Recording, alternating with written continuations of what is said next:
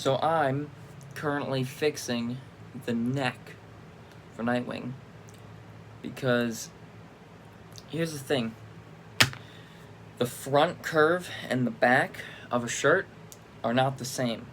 The front is a lot deeper than the back. When I made this, I made the mistake of making the front pattern use the back of the neck. So I need to undo this folded stitch line so I can cut it down and restitch it over. But if you're going to be making things, just make sure that the front of your pattern is actually the front of your pattern.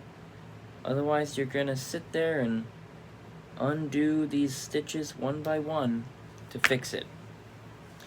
The body is pretty much fully done. I will be starting the armor and the belt and stuff probably tomorrow-ish.